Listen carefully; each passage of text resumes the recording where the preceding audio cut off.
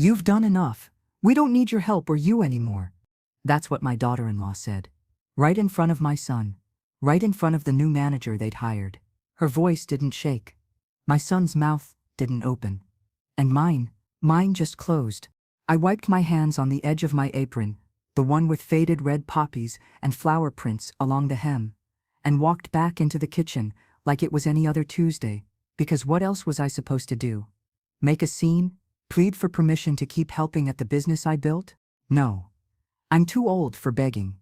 But I wasn't too old to remember. The oil in the fryer crackled behind me. I turned it off, one switch at a time, just like I taught them. Then I slid the fresh focaccia out of the oven, sliced it, and arranged it on a tray, because customers were still out front, because they still deserved to be fed with care. That was the last tray I ever baked in their kitchen. Let me go back a little. The bakery had once been mine, and Armando's.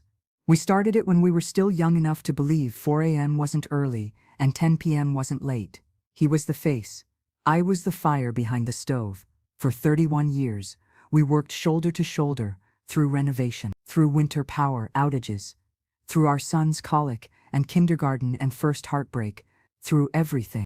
When Armando died, 10 years ago this spring, I nearly sold the place. But my son, Luca, had other ideas. He and his new wife, Angela, were full of energy and vision. She was a marketing consultant. He knew what people wanted now. That's what they said. And I believed them. I wanted to believe them. They asked if I'd stay on, just until the transition, to show the staff how we did things, the old way. I said yes. That was 8 years ago. The walls had changed. They knocked out the rustic wooden shelves and replaced them with clean steel racks and chalkboard walls. The cash register was now a tablet. There were gluten-free muffins and protein cookies next to my cannoli. But I kept coming. I baked. I cleaned. I rolled dough until my knuckles locked.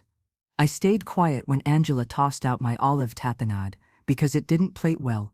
I nodded when Luca called the new pistachio croissants an evolution. I said nothing, even when the customers stopped recognizing me as the owner. Still, I showed up. Every morning, because I remembered what it was like when the only thing between success and failure was whether the yeast rose right. But last week changed everything. Angela brought in a consultant from the city. She wore heels in the kitchen and spoke in short, sharp buzzwords like rebrand and target demo. The new manager came in 2 days later, a guy named Matteo, with a gelled part and not a single flour stain on his entire uniform. He didn't shake my hand when we met.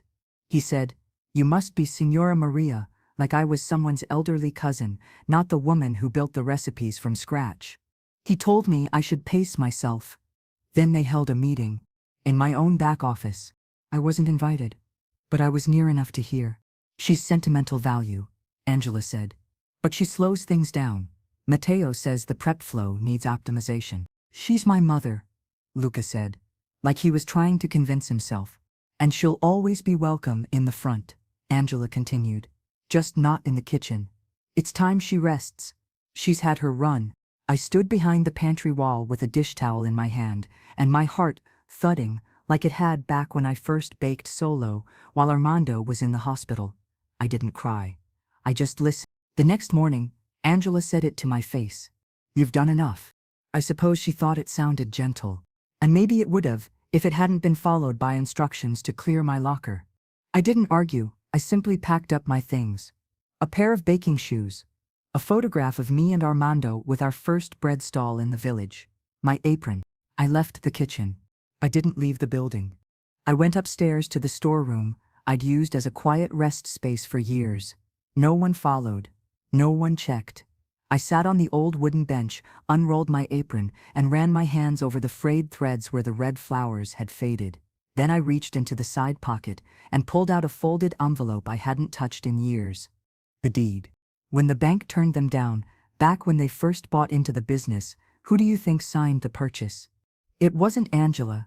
It wasn't Luca. It was me. We didn't just run the cafe, we owned the building. And that part? That was never changed. Not even when they remodeled, not even when Angela made that fake Italian menu redesign. They were so busy rebranding the inside, they forgot who held the ground beneath it. And I never reminded them. I didn't need to. Until now. I pressed the envelope, flat, and smoothed the corners with my thumb. I could still smell oregano on my hands. I could still hear the clatter of trays downstairs. But something inside me was settling. Not out of spite. Out of clarity. They'd forgotten who I was. But I hadn't. I stood, tied my apron back around my waist, and left the storeroom. I didn't speak to anyone. I walked out the side exit and into the golden air of late spring. The sun was high, the street alive, and I finally was done being invisible. But I was far from done. The wind outside smelled like lemon blossoms in bus exhaust. I walked 4 blocks without stopping, not because I had somewhere to go, but because I needed space between me and the place I once called mine. When I finally sat down, it was on a worn bench facing the public fountain, where Armando used to buy roasted chestnuts on market days. I pulled the envelope from my tote and opened it for the first time in 5 years. The papers were crisp, official, and undeniably mine. The deed to the building, signed by the former owner, countersigned by me, registered under my name. Angela had never asked about it. Luca had forgotten. I knew, because when they started remodeling, they never asked my permission, never checked the land records. They thought their business was the building. It wasn't. It sat on my concrete. And I had proof. I returned home and pulled out the old leather binder from the top shelf in my wardrobe. Inside were scanned copies, receipts from the renovations, and the contract where I had agreed to lease the property to the cafe business they registered under Angela and Luca Enterprises. Lease, not sell. I had insisted on keeping that distinction. At the time, it felt like protection. In hindsight, it was prophecy. That night, I didn't sleep. I made tea, sat at the kitchen table, and wrote a list of names. Lawyers, notaries, even a retired property agent named Vittorio, who once helped Armando and me settle a property boundary issue with our neighbor. At dawn, I put on my cardigan and walked to the legal aid office. The receptionist, a girl who looked about my granddaughter's age, blinked at me when I said I wasn't here for help, but to reclaim authority. Do you have an appointment? I have ownership. They paired me with a young man named Carlo. He was polite, formal, and slightly nervous until he saw the paperwork. After 10 minutes of reviewing the lease terms, the deed, and a copy of Angela's business license, he sat back and let out a long breath. You have every right to adjust the lease. Or revoke it. I don't want to ruin them, I said quietly. Carlo nodded slowly. But you don't want to be erased either. Exactly. I asked him to draft an official letter of lease modification, including a clause for new rental terms, a demand for payment arrears, which I had never enforced, and a note stating my intent to reevaluate occupancy due to operational disrespect and misuse of the premises. He raised an eyebrow. I'd phrase it differently, he offered. You do that, I said, but don't water it down. It took 3 days to finalize. In the meantime, I visited the cafe once. Unnoticed during the late lunch lull, I sat outside at a corner table, sipping espresso like any other customer. The croissants were drier now. The coffee had a burnt aftertaste. Angela didn't recognize me from the back kitchen when she passed through in a blazer and heels. Luca didn't even look up from the register. They had already moved on from me. But they hadn't moved beyond me. The letter was hand-delivered on a Friday afternoon. Carlo insisted we use a courier to make it formal. I agreed. I stayed home, made biscotti, and waited. At 5:47 p.m., Luca called. I didn't answer. By 6:12 I had 3 missed calls and 2 voice messages, both starting with mama and ending in confusion. At 6:28, Angela texted me directly. Angela, Maria, we got something from a lawyer. Is this a mistake? Angela, the rent increase. This must be an error, right? Angela, can we talk? Please? I stared at the screen. I didn't feel joy. I didn't feel power. I felt like a stone in a river, finally deciding not to be moved. The next morning, I went to church. I lit a candle for Armando and one for Patience. The priest smiled at me like always, but I could see curiosity in his eyes. Word travels fast in small towns. And the words people were using now weren't Nonna Maria or helper, they were owner, signora, landlady. I left Mass early. By noon, Angela had sent me an email. Subject: request for clarification. It was long, formal, and full of corporate phrasing. She mentioned goodwill, prior cooperation, the evolving spirit of our partnership. But buried between the polished sentences was the thing I had waited years to hear. We recognize your ownership and appreciate your contributions to our ongoing success. They could dress it up any way they wanted. It didn't change what was clear. They needed me now. Not because of my cookies, or my storytelling, or my free labor, but because I held the key. Not metaphorically. Literally. The business didn't own its walls. They rented its right to exist from a woman they had called old-fashioned, unnecessary, and most recently, in the way. Now they were asking for a meeting. I agreed, but not at the cafe. I told them to meet me at my notary's office, Monday morning. Bring your lawyer, I wrote. I'll bring mine. The waiting room smelled like wood polish and lemon oil. It reminded me of confessionals, the kind with carved oak doors and little brass grills. I sat in the same chair I'd sat in to sign the property purchase 22 years ago. Same creak in the floorboard. Same framed photo of Notary Bianchi shaking hands with the mayor. The only difference now was the woman holding the pen. Me.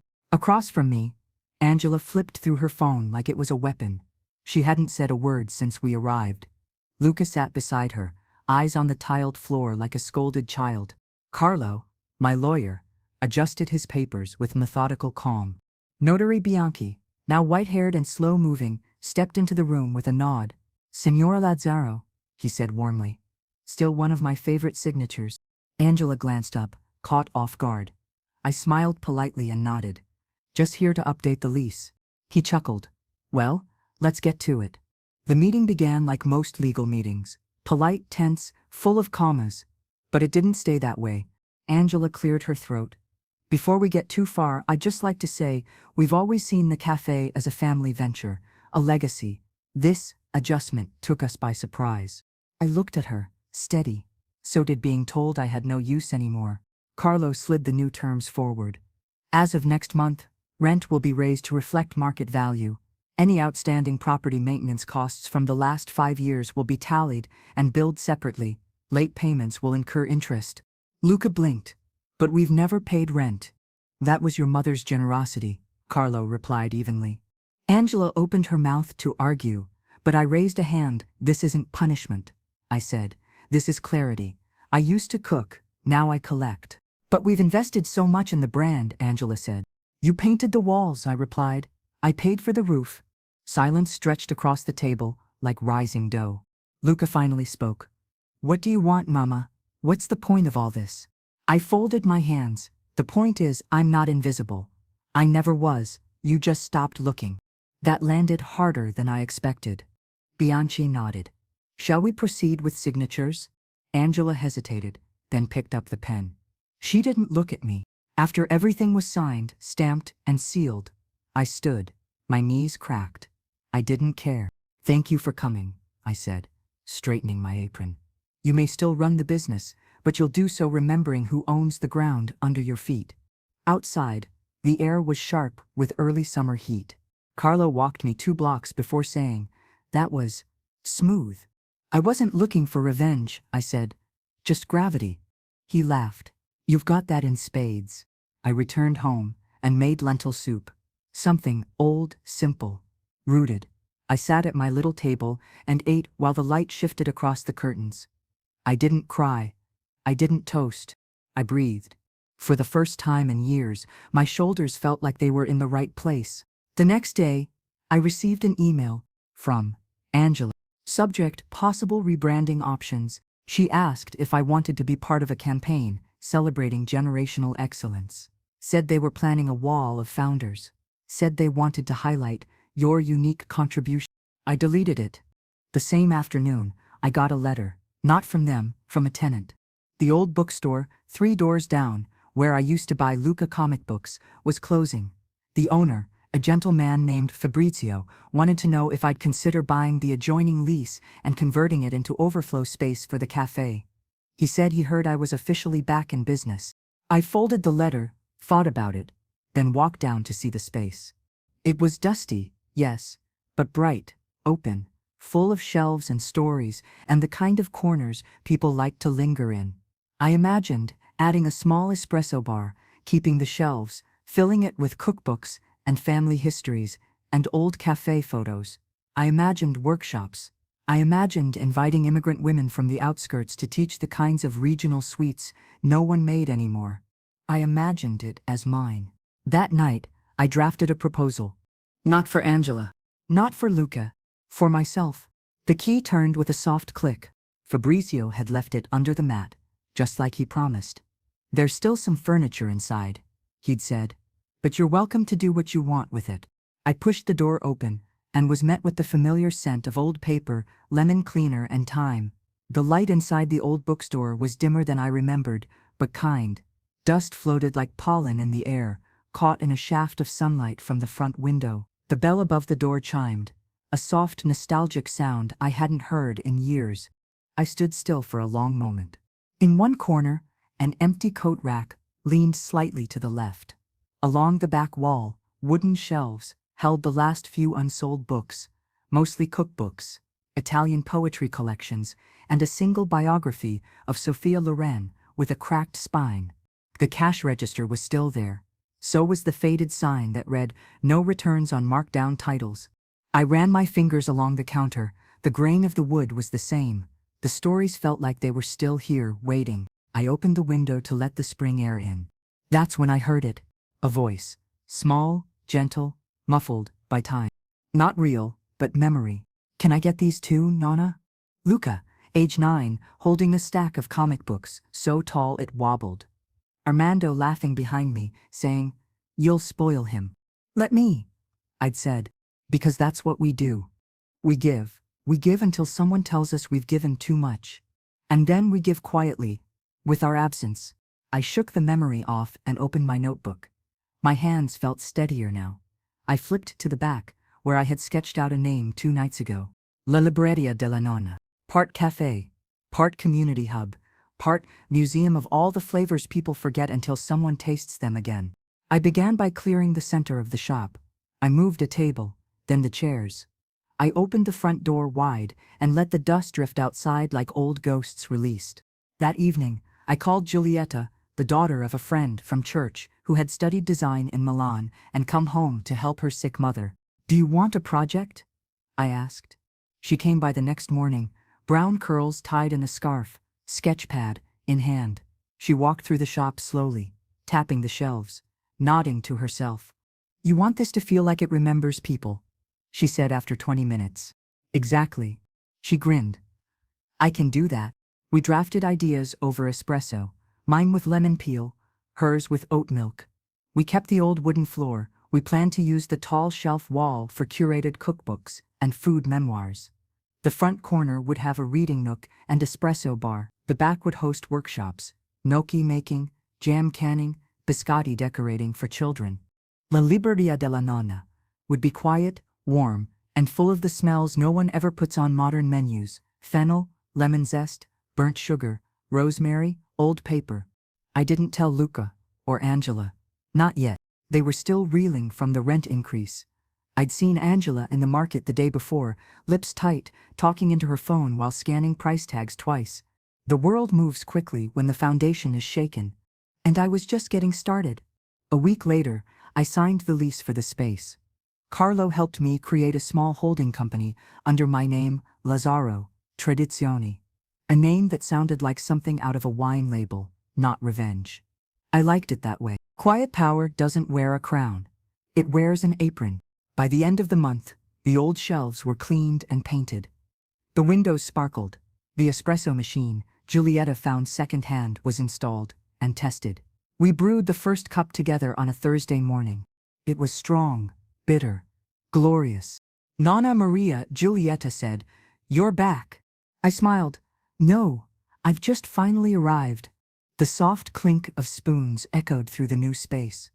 Giulietta was finishing her sketch of the front signage while I wiped the new espresso counter with a linen cloth I'd saved from my old cafe days. The fabric still held the faint scent of lemon oil and starch. We had opened the windows that morning to let in the May breeze. Birds nested in the rafters above the alley, and I could hear the distant bark of a street vendor calling out fresh sardines. The bookstore was beginning to breathe like a new soul, wearing an old coat. Customers hadn't arrived yet, because technically, we hadn't opened. But word had spread. An older man with a newsboy cap had wandered in yesterday asking if this was that place with the old recipes. I'd given him a sample of the almond honey biscotti Giulietta, and I had tested earlier that day. He'd taken one bite and closed his eyes. I haven't tasted that since my nonna made it in 1962, he said. Then he asked if he could come back and bring his granddaughter. That was all I needed to hear. That morning, I finished writing the final version of our first workshop poster. Nana's Table, a monthly recipe circle. Learn how to make the dishes your family stopped talking about. Free to attend. Bring an apron, leave with more than food. Giulietta smiled when I taped it to the glass. We should charge, she said, half joking. We already are, I replied, in memory, in healing. I hadn't heard from Luca in a week. Angela had sent a brief text asking if we could revisit the new terms. I didn't answer. They weren't the first to forget the value of the hands that built their house. Later that day, Giulietta took a call outside while I stayed behind to refill the sugar jars. A girl of about 11 wandered in with her mother. The girl had thick curls and eyes too big for her face. She pointed at the bookshelves. Is this a library? She asked. No, Cara, I said. It's a cafe for stories. The mother smiled. I handed the girl a biscotto. She bit into it and said, it tastes like the cookies from the red tin my great-aunt used to hide in her closet. That night, I walked home under a rose-colored sky, and I didn't even notice how tired my knees were. I passed the cafe on my way. Angela was at the register, wearing that high-necked blouse she always wore when things weren't going well. The place was mostly empty. The new chairs, metal and gray, looked cold from the window. I kept walking. The next morning, a surprise waited on my doorstep, a bouquet of yellow roses and a note. From one, Nana, to another. Thank you for remembering. Rosa A. It made my chest ache. Not in pain. In recognition. Every forgotten grandmother in the city was waking up. 2 weeks after the poster went up, we had our first full house. Not for espresso, not for pastries, but for stories. The chairs were mismatched. The lighting was uneven. A jar of rosemary sprigs sat between 2 chipped teacups on the main table, but no one seemed to mind. In fact, they seemed to exhale the moment they entered. That morning, a woman in her 70s brought a folded newspaper clipping from 1979 with her husband's grandmother's caponata recipe. A younger man with a toddler in tow said he'd never learned how to cook because his mother died young, and asked if anyone could show him how to make minestrone from scratch. A retired teacher offered to bring her mother's pasta roller next time. They weren't there for efficiency. They were there to remember. We chopped and stirred and passed around slices of warm bread as if they were currency. By the end of the session, someone had started singing softly in the corner, a lullaby I hadn't heard since childhood. I didn't cry, but something in my chest went still in the best possible way. That evening, after cleaning up and waving goodbye to the last pair of students, I turned the lights off and stepped out into the dusk. And there he was, Luca, leaning against the lamppost just past the bakery next door. He hadn't seen me yet. He was scrolling through his phone, lips drawn tight. I hesitated. My instinct was to avoid him, but I'd stopped being ruled by instinct the day they pushed me aside in my own kitchen. So I walked straight toward him. He looked up just as I passed. Mama, he said, his voice cracked on the word. I paused. Are you here for something? I asked. Not cold, but not warm either. He shifted. Angela says we need to talk about the lease. About everything. Then she should be here, I said. This isn't everything. It's only you. His shoulders slumped. I didn't know it meant that much to you. You didn't know, I repeated. Or you didn't ask? He looked away. We stood in silence for a moment, the air thick with unspoken years. Finally, I nodded toward the cafe behind me. Come in. 5 minutes. Inside, the cafe still smelled like lemon zest and toasted pine nuts. He paused at the door, eyes flicking over the old books, the recipe notes, the children's aprons hanging on a hook. You did all this? With people who respected what I remembered, I said. Yes. He sat down at the nearest table, the one by the window. I didn't offer coffee. I didn't. What do you want to say, Luca? He looked at his hands, rougher than I remembered. I didn't think we were being cruel. We were just trying to run the business. You didn't think I was the business? He closed his eyes. We were wrong. That stopped me. Not enough to forgive, but enough to listen. I still want a relationship with you, he said quietly. Even if we don't run the cafe together. I studied him. Not the boy I raised. Not the man Angela shaped. Just someone lost between. Relationships don't grow where there's no soil, I said. I can try. I nodded. Then try without asking me to give something up. I walked to the door and opened it. That's 5 minutes. He stood slowly. Will you ever come back? To what? To the cafe. I didn't answer. I let the silence speak for me. He left, and I locked the door behind him, not out of spite, but ritual. That night, I wrote a new note and pinned it to the corkboard above the pastry case. This is not a replacement. This is a return. I signed it. Maria Lazaro. The next Saturday, the bell over the door rang non-stop. Children, old men with walking sticks, tourists who had followed whispers from the wine market, each one came in and left with something they didn't know they needed. Some with a biscotto, some with a recipe, some with a story about their grandmother's hands. By noon, we were out of lemon tarts. By 2, we were taking names for the next round of the minestrone workshop. And by 3, someone left a small bag of figs on the counter with a note for your next jam. I trust your hands more than the supermarket. I stood by the espresso machine, wiping the counter with slow, steady motions, watching Giulietta help a shy teenager write her first recipe card. Everything smelled of sugar, ink, and something older, like reverence. I was pouring a second round of coffee when I saw them. Angela and Luca. She wore a scarf too heavy for the weather. He looked like he hadn't slept.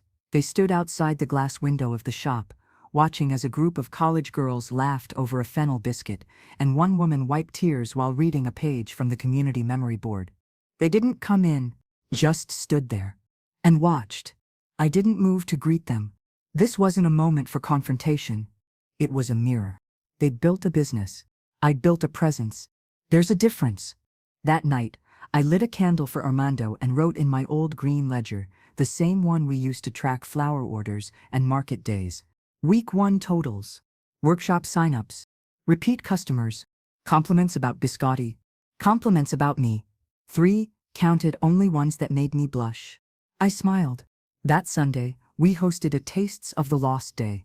People brought recipes on napkins, paper scraps, emails printed out from relatives in Argentina, Brazil, Palermo. We tried making them together. Some were disasters. One was inedible. But one, an almond orange torte from a woman named Nina, made Giulietta stop mid-chew and gasp. I turned to her. Write it down, I said. That one belongs to the wall. We posted it. Torte crumbs still on her chin. Later that afternoon, I was in the back wiping flour from the edge of a cooling rack, when I heard a familiar voice at the register. Excuse me, is Nonna Maria here? I stepped out and saw a girl with dark braids and a leather sketchbook under her arm. My professor said I should speak with you. He said you know the kinds of stories that don't get written anymore. I nodded. Only if you bring your own paper. She grinned. Always. She stayed an hour, left with 2 recipes and a handwritten note about when to call her grandmother in Cosenza for corrections. That night, I walked through the space slowly, running my fingers across the shelves. None of the books were new, none of the chairs matched. One of the lights still flickered if you walked too hard across the tile. But the place felt alive. Like something that didn't care about perfection, just presence. I stood in the doorway, apron folded in my arms, and whispered to the empty air. They said I had no use. Then I smiled to myself. They were right. I wasn't useful. I was essential. On Wednesday morning, a letter arrived. Not a text. Not an email.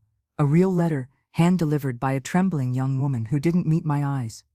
To Signora Lazaro, she said, placing it gently on the counter before hurrying out the door. The envelope was ivory, thick, expensive. My name written in navy ink. I could smell the weight of guilt before I opened it. Inside were 3 pages. Typed. The salutation read, Dear Maria. Angela's words followed. Curved, careful, and curated like she was writing to a reviewer, not a mother-in-law. She apologized. In 3 different paragraphs. For her tone, her assumptions, for failing to honor the legacy you entrusted to us. Then she asked to meet. Not to renegotiate the lease. Not to lower the rent. To talk. Not as business partners, she wrote, but as women trying to rebuild what we once believed we had. I folded the letter slowly, then once more. My pulse didn't change. I didn't cry. I placed it in the drawer beside the espresso machine and returned to preparing the lemon scones for the lunchtime rush. At 11 a.m., the bell above the door rang again. This time, it was Rosa, the woman who had sent the yellow roses 2 weeks earlier. She wore a faded purple scarf and smelled faintly of eucalyptus and almond oil. She was older than me, with a spine like a question mark and a laugh that came in gasps. She held up a sheet of paper. I brought my mother's recipe, she said. We used to bake it when the war made flour hard to find. She handed it over. It was for chestnut honey cake. No eggs, no milk. Just hands and will. I smiled. We added it to the memory wall. Rosa stayed until the sun moved past the shopfront. She told stories about foraging wild thyme and weaving laundry lines like rope across ruined buildings. I gave her the corner table as her spot, every Tuesday from now on. Later that evening, I poured myself a cup of strong tea and sat in the back storage area where we kept the overstocked jam jars. I opened Angela's letter again. I didn't owe her anything, but maybe I owed myself the clarity of hearing what she had to say, not for her sake, but for mine. I wrote one sentence back. Thursday, 3 p.m. Here, bring nothing but your voice. The next day, Giulietta closed the cafe for me. Rosa brought tea towels. I swept the floor twice, even though it didn't need it. At 2:59, the door opened. Angela stood there in flats, no scarf, no clipboard, no polished pitch smile. She looked older, somehow, and not in a way that had anything to do with years. Thank you for seeing me, she said. I nodded toward the window seat. She sat. I did not. She glanced at the posters, the wall of handwritten recipes, the framed photo of Armando beside our first biscotti tray. She exhaled slowly. I didn't come to ask you for anything, she began. I came because I realized something in the silence. I said nothing. She folded her hands in her lap. I thought progress meant pruning, making things more efficient, sharper, newer, but I was wrong. I confused tradition with dead weight. I raised an eyebrow. She caught it. I didn't mean you, she said quickly. I meant everything you carried, everything I tried to erase because I didn't understand it. I walked to the counter and poured 2 small glasses of limoncello. Not too sweet, not too warm. I handed her one. She held it like a communion wafer. You taught me more by walking away than I ever learned watching you work, she said. I sat, finally. Not close, not far. She looked me in the eyes. No mascara, no armor. I'm not here to take anything back, she said. Only to say, I see it now, what you built, what we nearly destroyed. And for the first time, her voice broke. You were never just the past. You were the pattern. I drank half my glass, then stood again. You can stay until the glass is empty, I said. Then I go back to my work. Angela nodded. Of course. We sat in silence for 10 more minutes. She finished the limoncello and stood, smoothing her skirt. At the door, she turned. Thank you, Maria. I didn't answer. Not yet.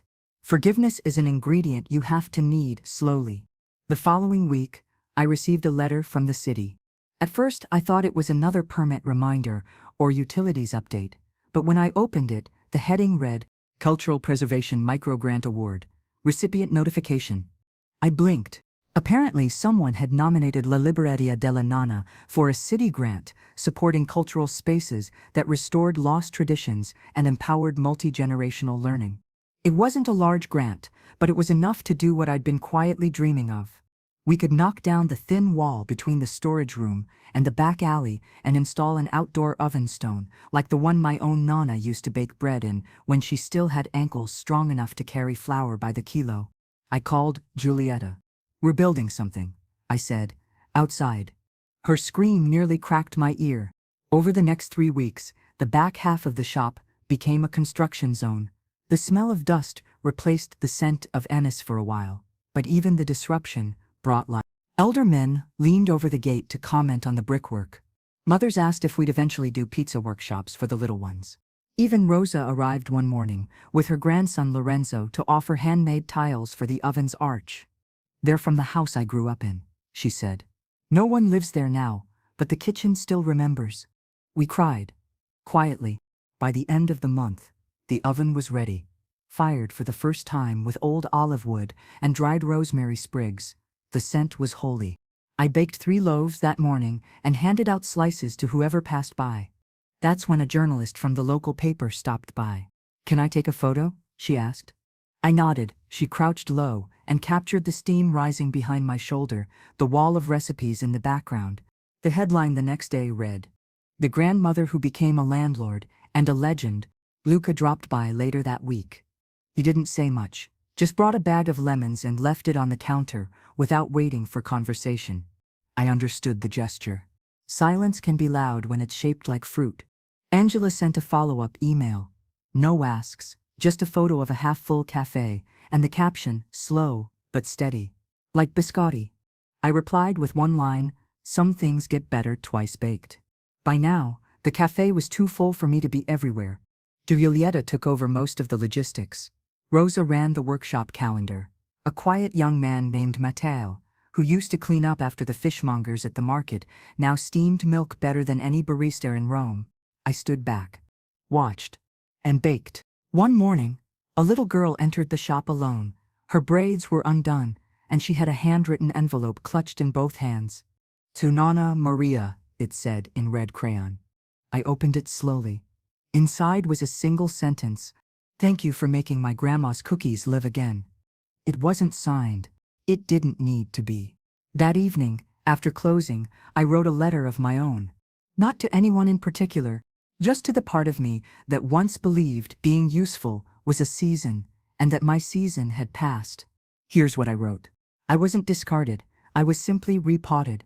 They said I had no use. But seeds don't argue with the ground they bloom in. I placed it behind the sugar jars, a little secret between me and the tea. The phone rang just after sunrise. I was slicing blood oranges in the back kitchen, the peels curling on a wooden board beside my elbow. Giulietta picked it up. "Signora Lazzaro?" she called. Eyebrows raised. "It's the mayor's office." I wiped my hands on my apron and took the phone. Maria Lazzaro, speaking. The voice on the other end was brisk but warm. The mayor, newly elected, younger than my youngest nephew, wanted to visit La Libreria della Nonna personally.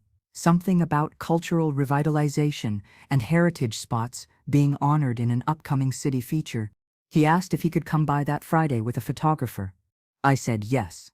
Of course, and hung up slowly. Then I laughed, loud and long. Giulietta spun around. "Are we in trouble?" "Not at all," I said. "Apparently we're becoming respectable."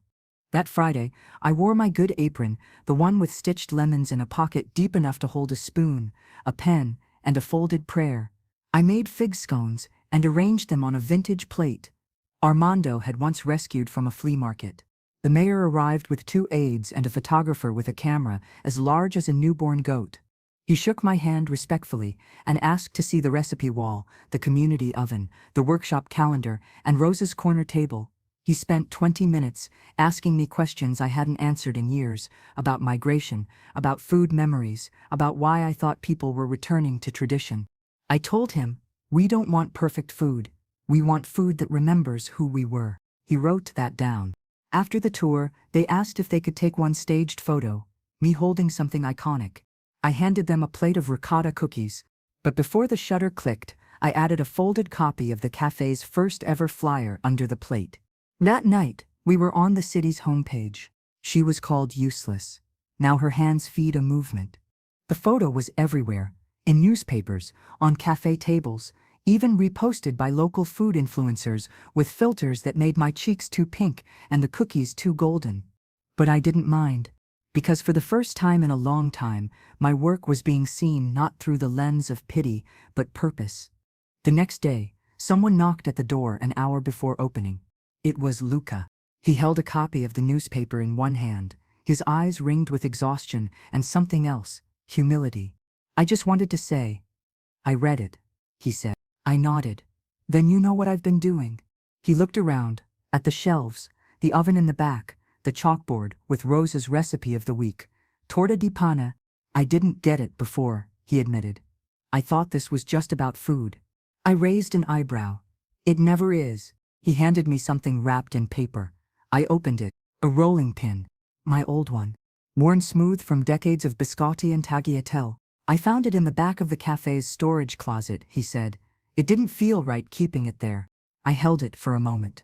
Then I set it gently on the shelf behind the espresso machine, where everyone could see it. Some heirlooms aren't meant to be hidden. It was late summer when the lease renewal came due. 3 pages, stapled, and official. The numbers typed in bold. It didn't take a lawyer to see that the amount owed had doubled. The cafe Luca and Angela still tried to run, just down the street, was struggling. Their foot traffic had slowed. Their menu had become sterile, expensive sandwiches with no stories attached. They were bleeding from the seams, and I knew why. People don't just eat. They remember, and no one wanted to remember there.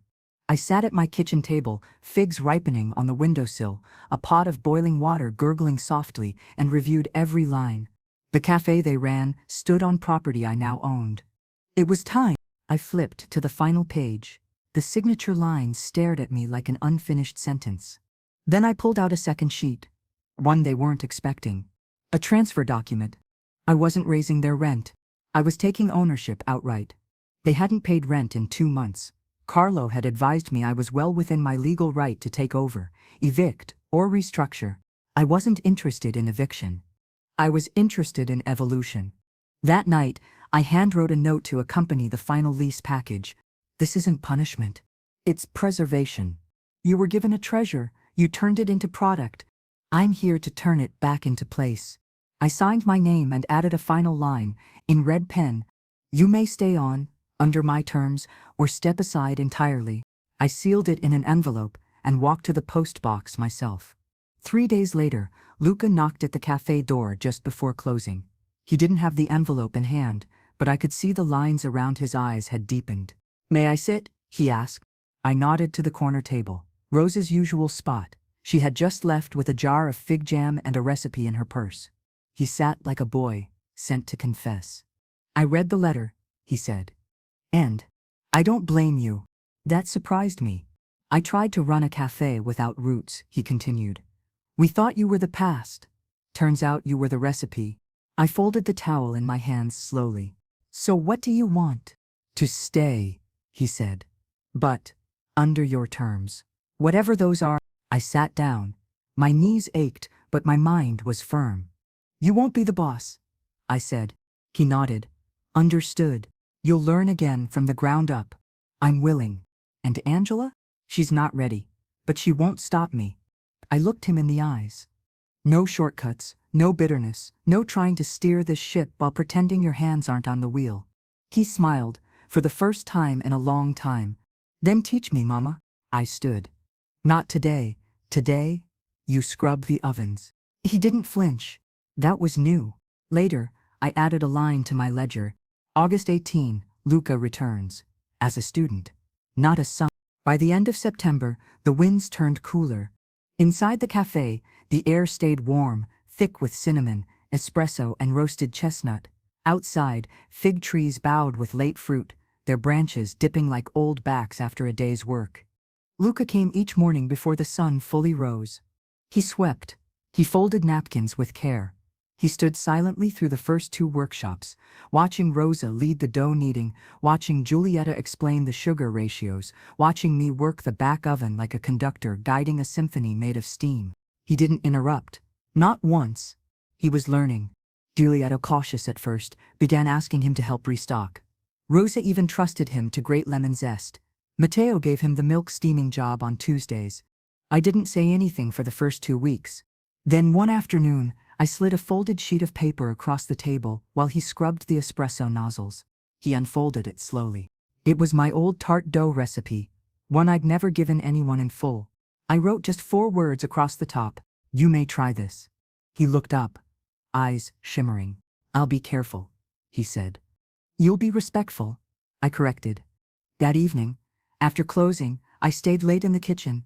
The oven still hummed with heat. I watched Luca knead dough slowly, as though it were a living thing. He wiped sweat from his brow with the back of his hand, just like his father once did. For a moment I saw the boy he used to be, standing on a stool, hands full of flour, laughing as I scolded him for eating raw batter. Somewhere between the years, I had lost him, and somewhere in the scent of lemon rind and warm pastry, I was starting to find him again. The next morning, Julieta caught me writing another card for the memory wall. "What's today's note?" she asked. I handed it to her. Redemption doesn't come in thunder. It comes in flower-dusted silence. She pinned it gently beneath Rose's torta di pane. We were building something more than a cafe. We were building testimony. Luca finished his tart that week. He didn't serve it. Instead, he brought it to me, whole, uncut, wrapped in a clean towel and left on the counter with a note. "Only if it's worthy." I waited until late to try it. I cut one slice, took a bite, and closed my eyes. The crust was imperfect, but the care was perfect. The next day, I returned the note. "Not your best, but your best effort. Continue." He nodded without pride. "Only gratitude." Rosa pulled me aside that afternoon. "You could have thrown them both away, you know," she said. "Luca and Angela." I nodded. "But you didn't," she added. "Why?" I looked at the fire in the oven, crackling softly. "Because bread rises when it's given space," I said. "So do people."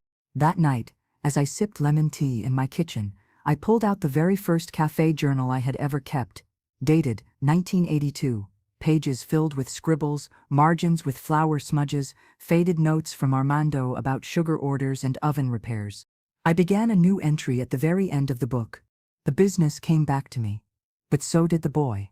Maybe that's the real inheritance, not the shop, not the lease, not even the recipes, but the rediscovery of what we lost while pretending we were modern. I was never useless. I was simply patient. I closed the book and smiled. The first snow came early. Just a whisper of frost across the terracotta tiles, like powdered sugar over the town's rooftops. I opened the cafe early that day. The oven took longer to heat in the cold, and I wanted the scent of rosemary bread to greet the day before the doorbell did. Luca arrived not long after, cheeks pink, scarf crooked. He didn't speak, just smiled and tied his apron. No questions, no hesitation. We moved like clockwork now. By mid-morning, the shop was full of quiet laughter, boots leaving trails on the tile, and the soft clink of ceramic cups. Rosa brought a new recipe, soupe di castagne, and a poem handwritten in blue ink. She handed it to me, with a wink. "I wrote this one for you," she said. "For what you I unfolded the paper slowly and read it aloud at the end of the day, once the doors were closed and only staff remained. She was called Forgotten, but she remembered. She was told to sit, but she stood where no one else dared. And from the ashes of their doubt, she built a fire. The room was silent after I finished. Even Julieta wiped her eyes on a dish towel. That evening, I walked through every corner of the space I'd fought to reclaim. The old bookshelf now held cookbooks donated by grandmothers across the province. The memory wall had grown into a quilt of handwriting and stories, recipes written in 3 languages, some signed, some anonymous. Every part of the cafe bore a name, a voice, a shadow of someone who had once been dismissed and later rediscovered. I passed Luca, kneeling by the stove, scraping the corner where sugar had caramelized. He looked up at me. "Everything okay?" I nodded. "I'm just checking the seams." "The seams?" he asked. "Yes," I smiled. "Of a legacy." At the front table, I lit a candle. Not for Armando this time, but for every woman who had ever been told she was done, who was told that her time had passed, her value spent, her wisdom inconvenient.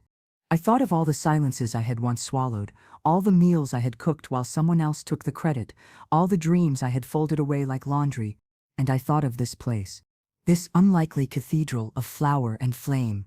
A cathedral I had built when they thought I had nothing left. I walked behind the counter one final time that night, placed the cafe's original iron key in a velvet-lined box, and tucked it into the drawer behind the register. Not to give away, just to keep safe. Luca would continue this space now. Julieta too. Rosa would grow older. The girl with the crayon letter might someday return with a child of her own. But me? I would still come by, to taste, to nod, to not because I was needed, because I was part of the dough now. And the dough remembers.